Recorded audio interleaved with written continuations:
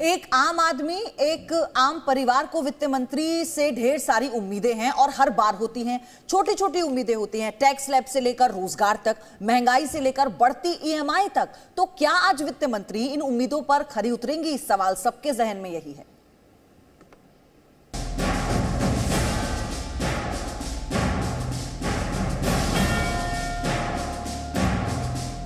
गरीब हो या मिडिल क्लास, हर किसी की उम्मीद वित्त मंत्री के पिटारे पर टिकी।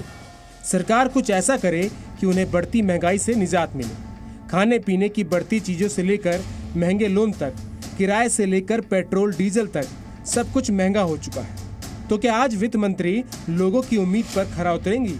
जैसे पहले महिलाएं 2-3 हजार में घर का राशन चला लेती थी और उसमें से कुछ बचत कर लेती थी, लेकिन अभी वही राशन लगभग 4-5 हजार में आ रही है। तो पहले हम अपने बच्चों के भविष्य के बारे में ये अपने घर की छत पर ही फल और सब्जियां उगाते हैं। महीने का 40 से 50 हजार कमाते भी हैं। इनसे सीखना है तो फ्रीडम ऐप को अभी डाउनलोड करो। कुछ सोचते थे उसमें से बचा के, लेकिन अभी जो बचाते थे वो भी उसी में लग जा रहा है। फूड आइटम्स पर जीएसटी में इजाफा भी महंगाई की वजह बना। महंगाई पर काबू रखने के लिए आरबीआई ने कर्ज को महंगा कर दिया, जिससे होम लोन की ईएमआई महंगी हो गई, जिसका सीधा असर आम लोगों की जेब पर पड़ा। मेरे हिसाब से किचन का यानी कि रसोई का, लेडीजों का जो भी ये सामान है खाने पीने का, ये कम से कम हो। जैसे कि जो महंगाई की चीजें वो बढ़ सकती हैं, और जैसे हमारा सिलेंडर है 1080 रुपए का आ रहा है समथिंग, तो वो गरीब इंसान के लिए बहुत महंगाई है। सरकार भी चाहती है कि आम आदमी महंगाई के बोझ तले नहीं दबे, लेकिन चुनौतियां भी कम नहीं। मंगलवार को पेश हुए आर्थिक सर्वेक्षण में इसका संकेत भी मिल गया। वित्त मंत्री ने पिछले 1 साल के दौरान हुई घटनाओं का जिक्र किया। सरकार ने माना कि डॉलर की बढ़ती कीमतें, कोविड का असर, रूस यूक्रेन युद्ध जैसी घटनाएं महंगाई लेकर आईं, लेकिन बेकाबू महंगाई को रोकने के लिए कई कदम उठाए गए। ये सच है कि देश कोरोना के संकट से निकल चुका है, लेकिन रूस यूक्रेन युद्ध जारी है। जाहिर है इसका असर इस वित्त वर्ष में भी पड़ने वाला है। फिलहाल महंगाई दर काबू में है। आंकड़ों में महंगाई कम हो चुकी है। दिसंबर 2022 में महंगाई दर 6 से नीचे जा चुकी थी, लेकिन आम आदमी को राहत नहीं मिली है। मिडिल क्लास को काफ़ी उम्मीद है, तो हमें लगता है चूँकि बजट से पहले जो है वित्त मंत्री ने हिंट भी दिया है, और ये जो बजट होगा बिफोर द इलेक्शन बजट होगा, तो जो भी इनको बड़े डिसीजन लेने होंगे या पॉलिसी लेवल के डिसीजन लेने होंगे वो इसी बजट में लेंगे। तो उनका बयान और जो टाइमिंग मुझे देख के ऐसा लगता है कि गवर्नमेंट जो है मिडिल क्लास के लिए कुछ अच्छा पैकेज लेके आएगी। इसके अलावा सरकार आत्मनिर्भर भारत के लिए भी कई कदम उठाएगी, जिसमें कई वस्तुओं पर कस्टम ड्यूटी में बढ़ोतरी की जा सकती है। लिहाजा महंगाई से राहत मिलने की ज्यादा उम्मीद नहीं की जा सकती। ब्यूरो रिपोर्ट, जी मीडिया।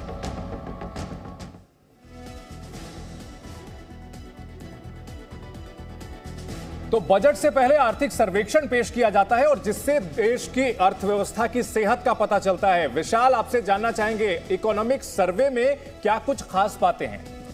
बिल्कुल, आम बजट पेश होने से पहले पेश होता है आर्थिक सर्वेक्षण। वो आर्थिक सर्वेक्षण कल पेश हुआ, और आर्थिक सर्वेक्षण ये बताता है कि हमारी अर्थव्यवस्था की सेहत कैसी है। तो आइए जरा जानते हैं कि आर्थिक सर्वेक्षण की जो बड़ी बातें हैं वो क्या हैं।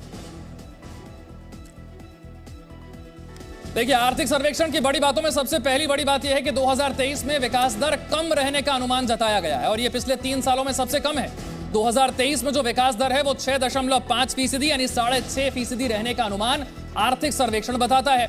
लेकिन दुनिया में आज भी सबसे तेज अगर कोई बढ़ती हुई अर्थव्यवस्था है तो वो हमारा देश यानी कि भारत ही है। यह आर्थिक सर्वेक्षण में एक सबसे शुभ संकेत है। अर्थव्यवस्था के सभी सेक्टर में रिकवरी हो रही है। ध्यान दीजिए, यह शब्द रिकवरी है, और यह रिकवरी काफी तेज है। यह भी एक शुभ संकेत है कि हर सेक्टर जो है वो रिकवरी दिखा रहा है, और रिकवरी तेज भी हो रही है। अर्थव्यवस्था में कोरोना से जो पहले की स्थिति थी वो हासिल हो गई है। एक बहुत बड़ी उपलब्धि है, क्योंकि कोरोना में जो मांग थी वो बहुत कम हो गई थी। महंगाई पर लगाम लगाने की चुनौती लेकिन अब भी बरकरार है। महंगाई बढ़ी हुई है, उस पर लगाम लगानी होगी। रिटेल महंगाई आरबीआई की जो लक्ष्य सीमा है 6%, उसके भीतर आ रही है। शहरी बेरोजगारी जो दर है वो पिछले 4 सालों के निचले स्तर पर आई है। शहरी बेरोजगारी दर जो है वो 9.8% से घटकर अब 7.2% पर आ गई है।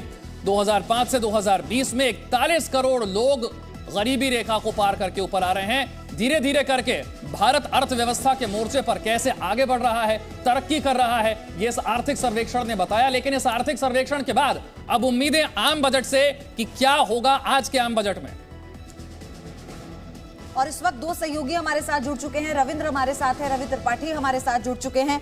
रविंद्र, सबसे बड़ी बात ये कि आज का ये जो बजट है कई मायनों में बहुत खास है। मोदी सरकार 2.0 आखिरी पूर्ण बजट है, तो किस तरह का ये बजट होगा, क्या उम्मीद की जा रही है, क्या 2024 की पटकथा लिखी जा रही है यहां से आज?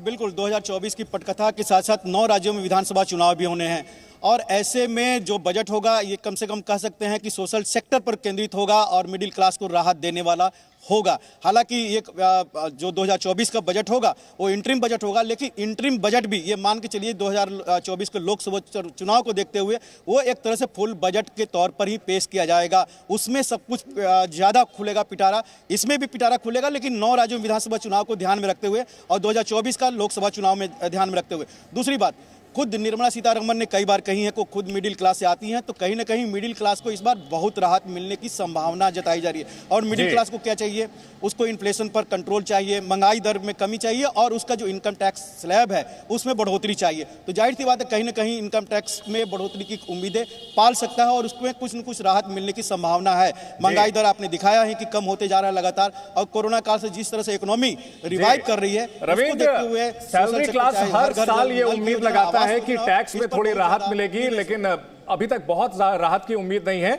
रवि, क्या सरकार, अगर बात की जाए पहले अटैची से निकलता था बजट निकलता था, लेकिन अब टैबलेट से निकलता है बजट, पूरी तरह से डिजिटल हो चुका है। सवाल यह है कि क्या सरकार लोक लुभावन बजट की ओर जाएगी या संतुलित बजट की ओर जाएगी, क्योंकि जो वैश्विक स्थिति है वो बहुत ज्यादा सरकार को हेडरूम नहीं देती है। बिल्कुल बिल्कुल, सबसे पहले मैं आपको एक तस्वीर दिखाना चाहूँगा। जिस टैब की आप बात कर रहे हैं, जो टैब निकलेगा वो यहीं से निकलेगा। ये है वित्त मंत्रालय। देखिए, वित्त मंत्रालय से जब 9 बजे के आसपास यहाँ से वित्त मंत्री निकलेंगी तो उसी टैब का सबसे पहले उसका फोटो ऑफ होगा, जिसमें तमाम अधिकारी उनके साथ होंगे और सब लोग होंगे और वित्त मंत्री खुद निर्मला सीतारमण होंगे। यहाँ से वो राष्ट्रपति भवन जाएंगी। लेकिन देखिए, बजट को लेकर बहुत ज़्यादा उम्मीदें तो है, लेकिन बैलेंस बजट होगा। जो आप कह रहे हैं कि बहुत ज़्यादा उम्मीद रखने वाले लोग जो है उनको थोड़ा निराशा भी हो सकती है, क्योंकि टैक्स स्लैब में उम्मीद रख रहे हैं लोग। साथ साथ देखिए ये तस्वीर देखिए, ये देखिए तमाम लोग आ चुके हैं। अभी भी जो सुरक्षा कर्मी हैं वो मौजूद हैं यहाँ, और धीरे धीरे यहाँ जो डेवलपमेंट है, अब साफ सफाई का काम भी चल रहा है। इसका मतलब किसी भी बिल्कुल, वित्त मंत्रालय देखिए, ये वित्त मंत्रालय है। तस्वीर दिखाना चाहूँगा, वित्त मंत्रालय की तस्वीर है ये, जहाँ पे हम खड़े हैं इस वक्त, और यहीं पर सबकी निगाहें टिकी हुई है, क्योंकि जो टैब है जिससे बजट निकलेगा, जिससे आम आदमी को क्या राहत मिलेगी, किस पर जो है कौन आहत होगा, ये सारी चीज़ें यहीं से निकलने वाली है। क्योंकि जो उम्मीदें की जा रही है कि रोजगार, सबसे बड़ी बात जो है रोजगार है। सबसे बड़ा मुद्दा आज की डेट में नौजवानों के लिए रोजगार है। क्या रोजगार को लेकर इस बजट में कुछ नया आने वाला है, क्योंकि सबसे ज़्यादा फोकस रोजगार पर रहने वाला। आप जानते हैं कि दुनिया की सबसे यूथ आबादी हिंदुस्तान में है और इस लिहाज से रोजगार पर फोकस होना है। महंगाई से सबसे बड़ी बात ये महंगाई, रोजगार की बात आप कर रहे हैं रवि, कोविड के बाद से ये और बड़ी चुनौती हो गई है। हालांकि इसे कहा जा रहा है कि भारत उन देशों में से है जिसने पार पाने में पूरी रणनीति बनाई है और वो सफल होगी आने वाले समय में। तो क्या उसकी झलक इस बजट में दिखेगी, इस पर वापस हम आएंगे, लेकिन विशाल के पास चलते हैं। लगातार हर डेटा, हर डिटेल विशाल आपको बता रहे हैं। टैक्स स्लैब को लेकर विशाल बताइए, आप आपके पास आ रहे हैं। तो 8 साल पहले टैक्स स्लैब में बदलाव हुआ था, 8 साल हो गए हैं, और बात 8 करोड़ उन टैक्स पेयर्स की है जो सीधे इस इनकम टैक्स को भरते हैं। तो अब इनकम टैक्स को लेकर के स्लैब में फिलहाल की स्थिति क्या है, उम्मीद क्या है, दोनों आपको बताते हैं। सबसे पहले यह समझ लीजिए कि फिलहाल जो टैक्स स्लैब है वो किस तरह से है। 0 से लेकर के 2.5 लाख, यानी अगर आपकी कमाई 2.5 लाख रुपए तक है तो कोई टैक्स लगता नहीं है। ये मौजूदा इनकम टैक्स की स्थिति बता रहे हैं आपको। टैक्स स्लैब अभी क्या है और उम्मीदें क्या हैं, ये भी हम आपको बता रहे हैं। तो इस तरीके से 2.5 लाख रुपए तक तो आप टैक्स देते नहीं, लेकिन इसके बाद जो टैक्स स्लैब है वो किस तरह से बदलता है और 8 सालों में किस तरह से ये टैक्स स्लैब आगे बढ़ा है, ये भी आपको समझाते हैं। एक बार फिर से नजर डालते हैं ग्राफिक्स पर कि किस तरीके से टैक्स स्लैब में बदलाव अब तक हुए हैं। देखिए, टैक्स स्लैब में बदलाव की उम्मीदें क्यों हो रही है, क्योंकि 8 साल हो गए हैं, अब तक टैक्स स्लैब में बदलाव हुआ नहीं है। और टैक्स स्लैब में बदलाव की उम्मीद इसीलिए भी है क्योंकि लोकसभा चुनाव से पहले का यह आखिरी पूर्ण बजट है और इसमें यह उम्मीद की जा रही है कि यहां पर टैक्स स्लैब में बदलाव हो सकता है। ये जल्दी से नजर डालते हैं फिलहाल का टैक्स स्लैब क्या कहता है।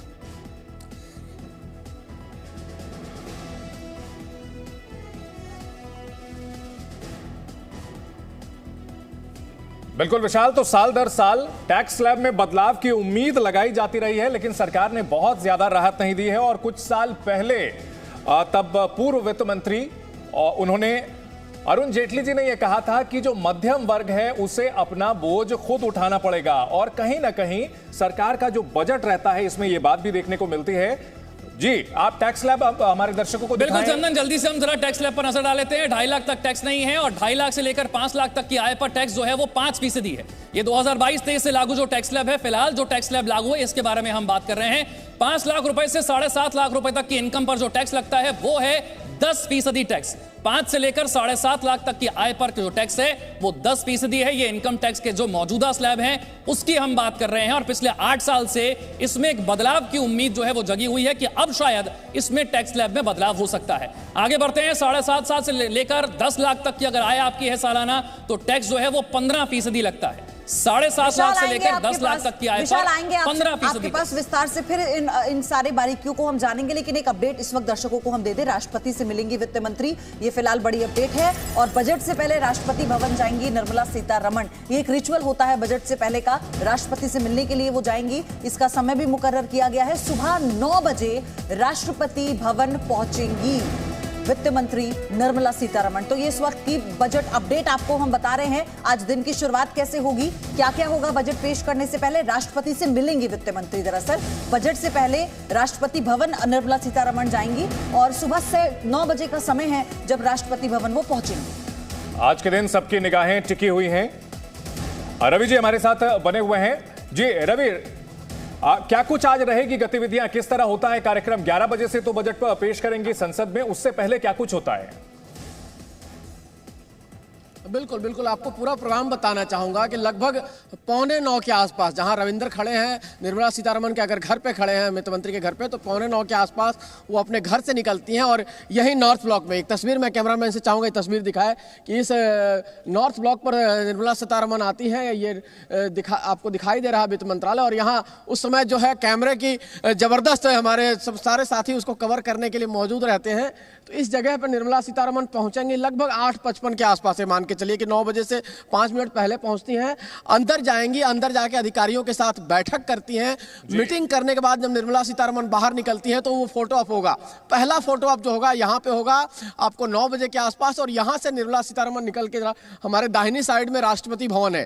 कैमरामैन से चाहूंगा कि शायद तस्वीर दिख जाए उनको, तो घुमा के दिखाएं कि दाहिने साइड में ये राष्ट्रपति भवन आपको दिखाई दे रहा है। यहाँ निर्मला सीतारमण जाएंगी, राष्ट्रपति की अनुमति लेंगी, उनको बजट के बारे में जानकारी देती है और फिर वहां से निकलकर सीधे वो पार्लियामेंट की तरफ जाती हैं, जहां 10 बजे के आसपास पार्लियामेंट में जो फोटो शूट होता है टैब के साथ, जहां उनके साथ जो मंत्री होते हैं वो होते हैं, अधिकारी होते हैं वो होते हैं। और उसके बाद 10:15 बजे कैबिनेट की बैठक होगी। 10:15 बजे कैबिनेट की बैठक के बाद कैबिनेट से बजट को ओके हरी झंडी मिलेगी। और उसके बाद 11 बजे निर्मला सीतारमण बजट पेश करेंगी। और बजट पेश करने के बाद जो आज का शेड्यूल है 3 बजे के आसपास वो प्रेस कॉन्फ्रेंस कर अपनी बात रखेंगी। जो सवाल जवाब होंगे मीडिया के उसका जवाब देंगी। और 4 बजे के बाद तमाम मीडिया चैनलों को उनका इंटरव्यू भी मिलना शुरू हो जाएगा। तस्वीर भी हम दिखा रहे हैं, 2 सेशन होते हैं आज फोटो के। रवि 2 सेशन, जो एक तो राष्ट्रपति से मिलने के बाद जो आप कह रहे हैं, और बजट टीम के साथ जो होगा नॉर्थ ब्लॉक जब वो जाएंगी वो भी। तो पिछली बार की तस्वीर भी हम दिखा रहे हैं, किस तरह से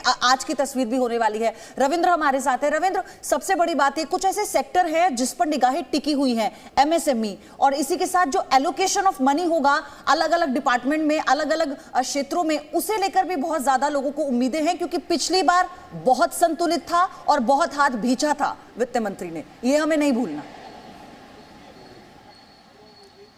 बिल्कुल, आप देखिए कि चूंकि रेलवे बजट को मर्ज कर दिया गया है और प्रधानमंत्री का लगातार फोकस है कि इंफ्रास्ट्रक्चर जो बुनियादी सुविधाएं हैं उसका विकास हो, इसलिए रेलवे बजट जो पूर्ण बजट नहीं रह गया। रेलवे को ज़्यादा एलोकेशन होगा, डिफेंस सेक्टर पर ज़्यादा एलोकेशन होगा, सोशल सेक्टर पर बहुत ज़्यादा एलोकेशन होने वाला है। क्योंकि प्रधानमंत्री की ये सोच है कि जो एक लाभार्थी वर्ग बना है 80 करोड़, जो अन्य योजना जो चालू हो रही है और जिसको घर मिल रहा है, बिजली मुफ्त मिल रही है, और जिनको गैस की सुविधाएं मिल रही, तो एक घर पूर्ण बजट के तौर पर पेश किया जाएगा। यानी एक घर बनता है तो उसमें पानी की भी सुविधा हो, उसमें बिजली की सुविधा हो, उसमें गैस की सुविधा हो, उसको खाने को भी मिले। तो ये आप समझिए कि मोटे तौर पर बजट का अगर होगा गरीबों के लिए ये पूर्ण बजट होगा। मिडिल क्लास के लिए जाहिर सी बात है इनकम टैक्स आप पूरा बता ही रहे हैं, उसको इन्फ्लेशन कम होना चाहिए, उसके बच्चे को रोजगार मिलना चाहिए, ये होगा। और एक बात और कर दिया है चंदन, आपने बताया कि जी अपनी बात पूरी करें जल्दी से, हमें ब्रेक पर चलना है। मैं बता दूं कि इस बजट को कैसे बीजेपी लेकर जाएगी पूरे देश में। आज से लेकर 1 तारीख से लेकर 12 दिन तक पूरे देश में बीजेपी इस बजट को प्रचार करेगी। बजट पेश होने के बाद प्रवक्ताओं की बैठक होगी, टीवी चैनल पर जो प्रवक्ता बैठेंगे उनको बजट की बारीकियां बताई गई, और पूरे देश में जहां भी बीजेपी के शासन है, जहां मुख्यमंत्री है, वो खुद प्रेस कॉन्फ्रेंस करेंगे, बीजेपी के बड़े नेता प्रेस कॉन्फ्रेंस करेंगे पूरे देश में, और जहां अपोजिशन में वहां एलओपी करेगा, बड़े नेता करेंगे। तो कहीं आपने खुद ही बता दिया कि कंप्लीट घर की बात की जाएगी। इसमें साथ साथ ये भी जोड़ दें कि जो राशन की स्कीम है, प्रधानमंत्री गरीब कल्याण योजना, उसे भी इस साल के लिए बढ़ा दिया गया है। और ऐसे में क्या सरकार के पास इतना स्पेस है कि इस बजट में बहुत राहत दे सके, इस पर हमारी नजर बनी रहेगी। रुकेंगे एक छोटे से ब्रेक के लिए। ये अपने घर की छत पर ही फल और सब्जियां उगाते हैं, महीने का 40 से 50 हजार कमाते भी हैं। इनसे सीखना है तो फ्रीडम ऐप को अभी डाउनलोड करो।